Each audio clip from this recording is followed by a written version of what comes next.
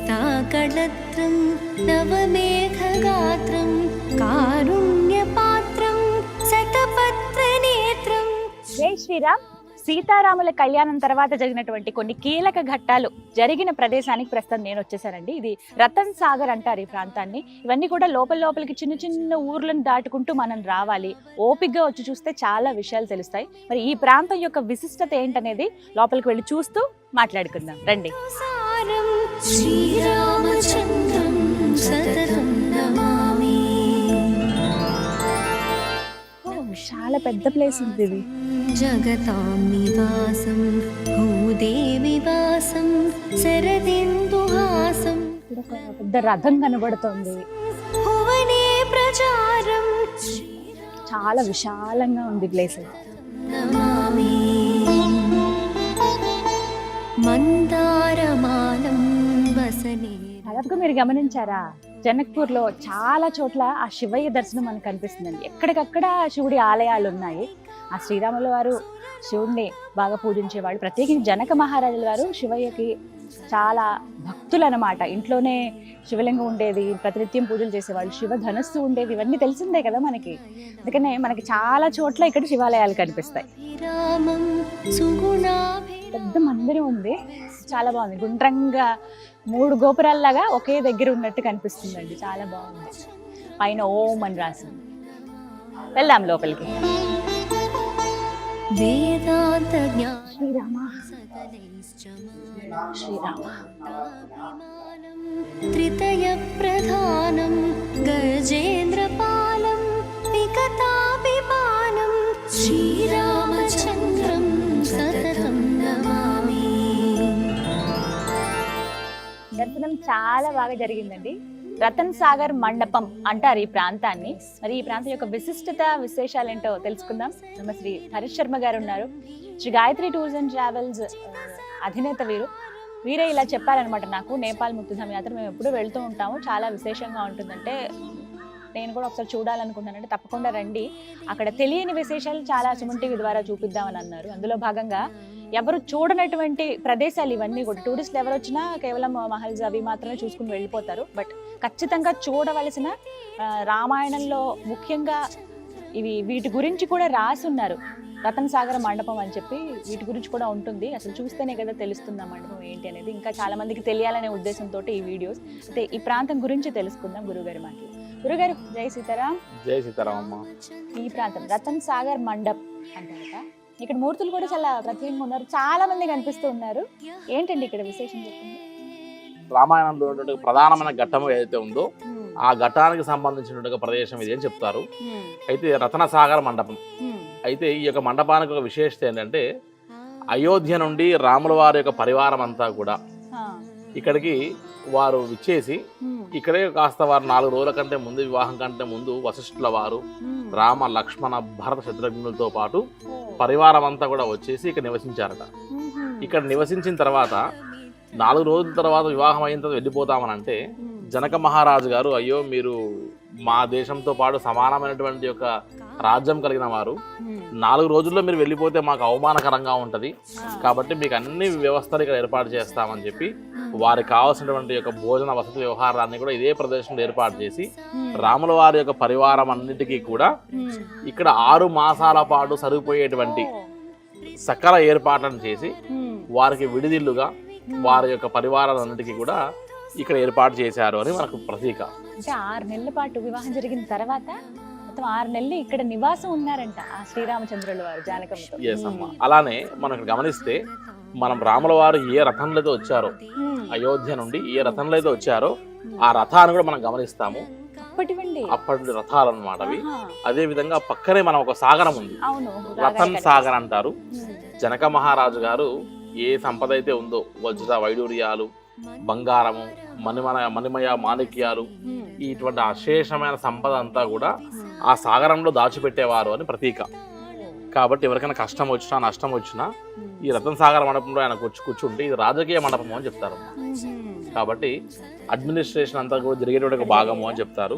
So ఈ మండపంలో కూర్చుంటే ఎవరికైనా కష్ట నష్టాలు ఏమైనా వస్తే ఈ ప్రదేశం నుండే వారి యొక్క దాన ధర్మాలు అన్ని మొదలయ్యేటువంటివి అని చెప్తారు. మనం డిసెంబర్లో గమనిస్తే వసంత పంచమి సమయంలో అయోధ్య నుంచి ఇక్కడికి 4 రోజుల పాటు చాలా పెద్ద ఎత్తున ఉత్సవాలు జరుగుతాయి. ఇక్కడ కొన్ని లక్షల మంది మన భారతీయులు వస్తారు ఈ యొక్క ప్రదేశానికి. భారతదేశానికి ఈ జనక్పూర్కి చాలా దగ్గర సంబంధం ఉంది. ఈవెన్ మన భారత ప్రభుత్వం కూడా ఇటీవల మోడీ గారు వచ్చినప్పుడు కూడా 100 కోట్ల రూపాయలు సహాయం చేశారు జనక్పూర్కి. కాబట్టి మన రక్సుల్ బార్డర్ బీహార్ నుండి జనక్పూర్కి ట్రైన్ కూడా ఉంది మనం గమనిస్తే. కాబట్టి ఆ ట్రైన్ కూడా చిన్న ట్రాక్ ఉంటే మన భారతదేశమే పెద్ద ట్రాక్ వేసింది. కాబట్టి జనక్పూర్కి రామాయణంకి చాలా విశేషమైనటువంటి యొక్క ఇది ఉంది. సో ఈ రత్నసాగర మండపం అనేటువంటిది వీరి యొక్క దర్బార్ అంతా కూడా బరాత్గా వచ్చి పరివారం అంతా కూడా వచ్చి నివసించిన ప్రదేశము. సో ఈ రత్నసాగర మండపంలోనే జనక మహారాజు గారి యొక్క రాజకీయ వ్యవహారాలు జరిగేటువంటి ప్రదేశము. ఈ రోజుకి కూడా ఇది చాలా ప్రసిద్ధిగాంచినటువంటిది. హిస్టారికల్ ప్లేసెస్ సంబంధించినటువంటి రామాయణం ఎవరు చదువుతారో ఆ రామాయణం చదివిన వారికి ఈ రతన్ సాగర మండపం గురించి అవగాహన ఉంటుంది. 6 మాసాలు ఇక్కడ నివసించారని కూడా మనకు ఆ యొక్క రామాయణంలో శుద్ధంగా రాసి ఉన్నటువంటి విషయం గమనిస్తా ఉన్నాం. మూర్తులు కూడా చాలా ప్రత్యేకంగా ఉన్నాయి ఇక్కడ. సకల పరివారం అంతా వచ్చింది కదమ్మా ఇక్కడికి. కాబట్టి ఆ పరివారం సంబంధించిన వారందరి మూర్తులు మనం ఇక్కడ గమనించవచ్చు. కొన్ని వేల సంవత్సరాల సంబంధించినటువంటి యొక్క నిత్య ఆరాధనకు కొలువైనటువంటి యొక్క మూర్తులతో పాటు మనం గమనిస్తే శాలిగ్రామాలు కూడా చాలా విశేషమైన శాలిగ్రామాలు ఉంటాయి ఇక్కడ. ప్రతిరోజు పంచామృతాలతో అభిషేకం చేస్తారు. ఆ పంచామృతాలతో ఉన్నటువంటి అభిషేక తీర్థాన్ని ఇక్కడ సేవిస్తే సకల దరిద్రాలను కూడా పోతాయి అంటారు, రోగాలను కూడా నశిస్తాయని చెప్తారు, సకల సంపదలు కలుగుతాయని చెప్తారు. రాముల వారి కుటుంబం ఎంతైతే కలిసి ఉండేదో ఉమ్మడి కుటుంబంగా కుటుంబ సమస్యలను నివృత్తి అవుతాయి ఇక్కడికి వస్తే అని చాలా ప్రతీక. కాబట్టి ఈ యొక్క రామాయణం సంబంధించిన ఈ ప్రదేశంలో జనక్పురిలో ఇది కూడా చాలా విశేషమైనటువంటి ఒక ప్రదేశము అని చెప్పొచ్చమ్మా. ఖచ్చితంగా చూడాలి. చాలా మందికి తెలియదండి, మీరు అన్నట్టుగా ఇక్కడ చూస్తుంటే అర్థమవుతుంది. కేవలం ఆ వసంత పంచమి ఉత్సవాలు అప్పుడు మాత్రమే వస్తారేమో, ఇంకా అప్పుడు అంతా చుట్టూ మొత్తం విలేజెసే ఉన్నాయండి. కానీ అందరూ తెలుసుకుని రండి, ఎందుకంటే ఇలాంటివి చూస్తేనే కదా మనం గొప్పగా చెప్పుకుంటాం. ఇలా రామాయణానికి సంబంధించి ఇన్ని ప్లేసెస్ ఉన్నాయి, అవన్నీ చూడాలి, మనకు సంబంధించింది మన ఇతిహాసాలని. కానీ అవి నిజంగా జరిగిన ప్రదేశాలు ఇవన్నీ కూడా. వీటి గురించి ఇంకొంతమందికి తెలిస్తే ఇంకా డెవలప్ చేస్తే బాగుంటుంది. అయోధ్య ఎప్పుడైతే రామ మందిర పునర్నిర్మాణం జరిగిందో అప్పుడు చాలా గొప్పగా చెప్పుకున్నాం, డెవలప్ అవుతుంది, మళ్ళీ రామరాజ్యం వచ్చినట్టే అని. ఇలా ఆ సీతమ్మ వారు నడిచిన ప్లేస్, కళ్యాణం జరిగినటువంటి ప్రదేశం కూడా డెవలప్ అవ్వాలని కోరుకున్నాం. అదే నేను తాపత్రయం. రాముల వారి యొక్క రథము, అదే విధంగా జనక మహారాజు గారి రతన్ సాగర్ మండపం ఏదైతే ఉందో ఆ యొక్క సాగరం అంటే నీటిలో ఆయన సంపద దాచిపెట్టేవారట. సో మనం ఆ రథము ప్లస్ ఆ యొక్క సాగరం కూడా చూద్దామమ్మా. తప్పకుండా వెళ్ళి చూద్దాం. భూదేవి వాసం శరదిందుహాసం లంకానివాసం భువనే ప్రచారం శ్రీరామచంద్రం సతతం నమామి. మందారమాలం వసనేరసాలం పూర్ణైర్విశాలం రితసప్తతాళం కార్యాదికాలం సురలోక. ఇదేనండి రథం? అవునమ్మా, ఇది రతన్ సాగర్ మండపంలో ఆ రోజు అయోధ్య నుండి రాముల వారు ఏదైతే పరివారంతో వచ్చారో ఆ పరివారంతో వచ్చిన తర్వాత వారి రథం అంతా ఇక్కడ ఉంచుకొని 6 మాసాలు ఇదే ప్రదేశంలో వారు విడిది తీసుకొని రాముల వారి పరివారం అంతా కూడా కలిసి జనక మహారాజు గారి యొక్క ఆతిథ్యాన్ని స్వీకరించిన ప్రదేశము. ఈ రథాన్ని కేవలం ఒక వసంత పంచమి రోజు మాత్రమే ఈ రథాన్ని మనం బయటికి తీస్తారు. కాబట్టి ఈ యొక్క మండపం అంతా కూడా ఇప్పుడు క్లోజ్లో ఉంటుంది, లోపలికి ఎవరిని అలౌ చేయరు. పురాతనమైనటువంటిది, చాలా భద్రపరుచుకొని జాగ్రత్త చేస్తున్నటువంటి ఒక ప్రదేశం ఇది. ఒక్క 4 రోజులు మాత్రం చాలా విశేషంగా ఉంటుంది. మిగతా రోజుల్లో యాత్రికులకు తెలిసే అవకాశం లేక ఇదంతా నిర్మానుష్యంగా ఉంది. రామాయణంలో చాలా ప్రధానమైనటువంటి ఘట్టం అమ్మ ఈ ప్రదేశం కూడా. రామాయణంలో ప్రధానమైన ఘట్టం జరిగినటువంటి ప్రదేశం ఇది. రథం ఉంది లోపల. ఇది కేవలం వసంత పంచమి అప్పుడు మాత్రమే ఓపెన్ చేస్తారు, అప్పుడే క్లోజ్ ఉంది. జస్ట్ విజువల్స్ తీయడానికి ట్రై చేస్తున్నాం మా టీం అంతా. ఒకసారి చూడండి, మీకు ఇక్కడికి వస్తే డైరెక్ట్ ఇక్కడ నుంచి చూడొచ్చు.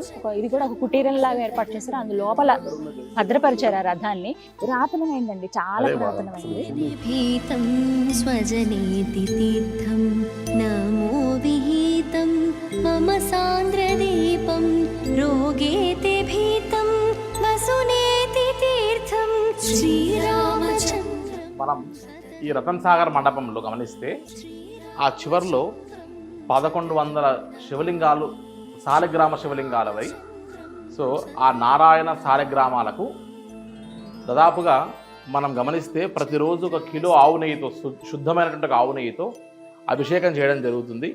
వాటిని సహజంగా ఎవ్వరికి దర్శనం చేయించరు. ప్రత్యేకమైనటువంటి ఒక శ్రద్ధ కలిగి వారు తెలుగు వారందరికీ దర్శనం చేయించాలనే ఉద్దేశంతో ఆ శాలగ్రామాలని మన కోసం ప్రదర్శించడం జరుగుతుంది. అందరూ చేతులు జోడించి వారి దర్శనం చేసుకుని ఓం నమో నారాయణాయ అంటూ స్మరిస్తూ దండం పెట్టుకోవాల్సిందిగా మనవి. సుగ్రీవమిత్రం పరమం పవిత్రం సీతా. ఇదిగోండి రతన్ సాగర్. రావడంతోనే మనకు ముందు కనిపిస్తుంది ఒక కొలను.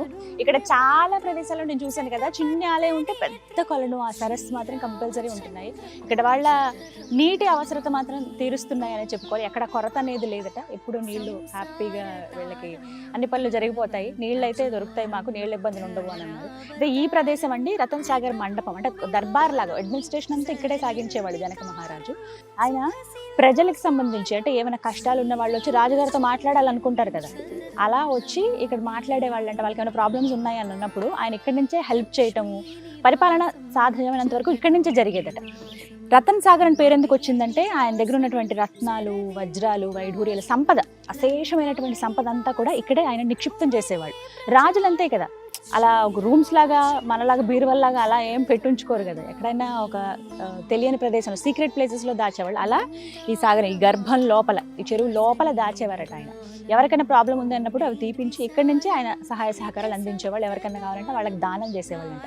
అయితే ఇప్పటికీ జనక్పూర్లో ఎవరిని అడిగినా చెప్తారు, ఇప్పటికీ అశేషమైన సంపద ఈ సరస్సు గర్భంలో ఉంది అని. చాలా లోతుగా ఉంటుంది. ఇంకొక విశేషం ఏంటంటే ఏ సమయమైనా ఇక్కడ జనక్పూర్లో దగ్గర 4 సంవత్సరాలు అయిందంటండి వర్షాలు పడి. సరైన వర్షాలు అంటే మామూలుగా వర్షం రావడం పోవడం అంతే తప్ప సరైన వర్షాలు అయితే పడలేదు. ఇక్కడ చూడండి, కుండ ఏదైతే ఉందో కుండికి నైవేద్యం సమర్పిస్తున్నారనమాట. ఇక్కడ చాలామంది పెద్దవాళ్ళేనండి, వయసు పైబడిన వాళ్ళే ఆ పూజా కార్యక్రమాలు చేయటం, స్వామి సన్నిధిలో అలా గడపడం. నేను చాలా మందిని అలా గమనించాను. చాలా పెద్ద వయసు అయింది, ఆయనే అలా చేస్తున్నారు. ఈ కుండికి ఇప్పుడు స్వామికేమో భోగం, అంటే స్వామికి మధ్యాహ్న సమయం అయింది నేను వచ్చేటప్పటికే, స్వామికి భోగం పెట్టారు. ఇక్కడ ఏంటంటే కుండికి అంటే ఈ నదికి కూడా భోగం సమర్పించారు, అంటే భోజనం. అంటే సరైన ఆచార వ్యవహారాలు ఇక్కడ ఉన్నాయి. కరెక్ట్ టైంకి పూజా కార్యక్రమాలు అన్నీ చేస్తూ ఉన్నారనమాట. ఇక బాతులు ఒక్కొక్కటి వస్తాయి, వాటికి కూడా టైం తెలిసిపోయిందేమో. ఇప్పటికీ స్ట్రాంగ్గా నమ్ముతారు ఇల్లు. 4 ఏళ్ళు అయింది వర్షం పడి, అయినా ఎప్పుడు వాటర్ ఇలాగే ఉంటాయి. ఈ లెవెల్కి తగ్గింది లేదు, ఇంతకు మించింది లేదంటండి. అంటే అది సీతారాముల కృప ఉన్నట్టే కదా ఈ ప్రదేశంలో. అంటే వాళ్ళు నడిచిన ప్లేస్ కాబట్టి, అంత పుణ్యమైన స్థలం కాబట్టి ఆ ప్రత్యేకత ఎప్పుడూ ఉండనే ఉంటుంది. కానీ చాలా అదృష్టవంతులం మనం. సో ఎవరైనా జనక్పూర్ వచ్చినప్పుడు ఖచ్చితంగా ఈ ప్రదేశానికి రండి. రతన్ సాగర్ కుండ్ ఎక్కడ అని అంటే డైరెక్ట్గా తీసుకొచ్చి చూపిస్తారు మీకు. చిన్న చిన్న ఆటోస్లో రావచ్చు, కార్ కూడా ఇక్కడ వస్తుంది, కార్లో కూడా మనం వచ్చే సౌకర్యం ఉంటుంది. అలా అయినా వచ్చి మీరు చూడండి తప్పకుండా. డే 3 జనక్పూర్లో నేను చాలా చాలా సంతోషంగా గడుపుతున్నాను. ప్రత్యేకించి ఎన్నో పుణ్య స్థలాలని, పుణ్య ప్రదేశాలని నేను చూస్తున్నాను, మీ అందరికీ కూడా చూపిస్తున్నాను. జై సీతారాం.